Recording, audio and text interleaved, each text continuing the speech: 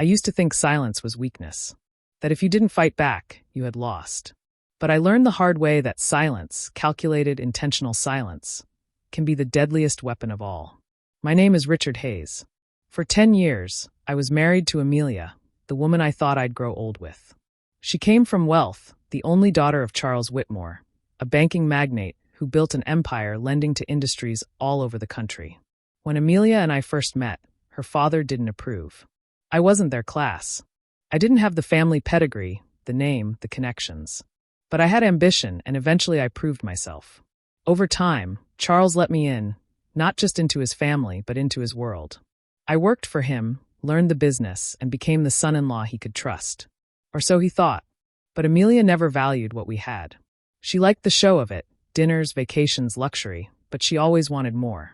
More excitement, more extravagance, more attention. I was steady, grounded. She craved drama. That's why, in the end, she betrayed me. It started small.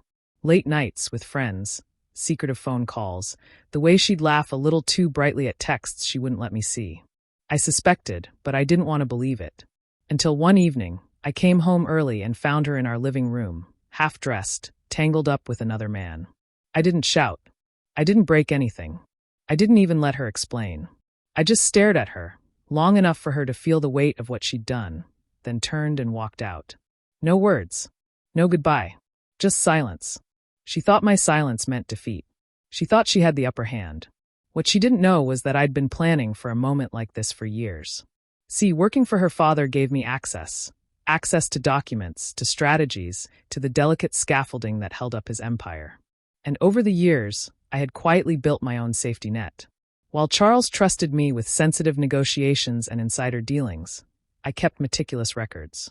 I knew where his money was tied up, where his liabilities were hidden, where the weaknesses were buried under layers of paper and pride. When I walked out of that house, I wasn't walking away broken. I was walking toward a storm I'd been waiting to unleash. Within weeks, I quietly cut ties with every joint account, every asset Amelia and I shared.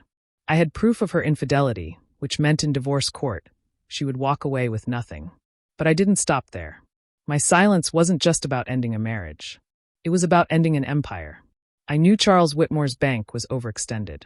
He had invested heavily in a series of risky ventures overseas, covering them with loans shuffled through his own institutions. It was legal on the surface, but fragile underneath. All it would take was one push, one whisper in the right ear, for the whole facade to collapse. So I became that whisper. I fed carefully chosen information to regulators, to rival firms, to journalists hungry for scandal. Not enough to trace back to me, but enough to make them dig.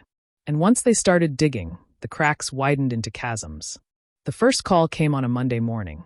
Charles had just finished breakfast when the bank received notice of a regulatory investigation. That alone sent ripples through the market. Investors panicked, clients pulled deposits, and within days, the bank was in free fall. I wasn't there, but I heard later from mutual acquaintances how Amelia reacted when her father stormed into her house, screaming about betrayal. He demanded to know if I had leaked something, if she knew where I was. But she didn't. I hadn't spoken to her since the night I walked out. My silence was complete. The next blow came when their overseas investments were exposed as unstable. Partners backed out, creditors demanded repayment, and the bank's stock plummeted. Charles tried to reassure the public, but his empire was unraveling too fast. Within a month, regulators froze his assets. Within 2, his competitors circled like sharks. And then came the final humiliation, bankruptcy. A man who once strutted like a king, reduced to begging for settlements.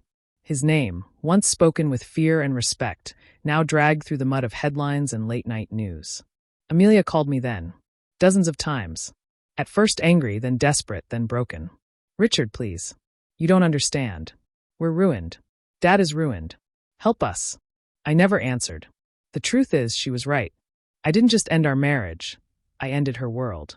Her father's empire collapsed not with a bang, but with a series of quiet, relentless strikes that began the moment I walked out without a word. And me? I was ready. I had already transferred my own assets, secured my own investments, and built something separate, something untouchable. While their empire burned, I thrived. People often ask if I regret it, destroying not just her, but her family's legacy. My answer is always the same. Betrayal has a price. Amelia thought mocking my love and spitting on our marriage would cost her nothing. Charles thought treating me like a convenient pawn would cost him nothing. But silence, my silence, cost them everything. The last time I saw Amelia was at a cafe months later. She looked smaller, thinner, her expensive clothes now out of place without the aura of wealth around her. She tried to approach me, but I only gave her the same look I gave the night I walked out. Cold, unreadable, final. And I left without a word. Because in the end, silence was the loudest revenge of all.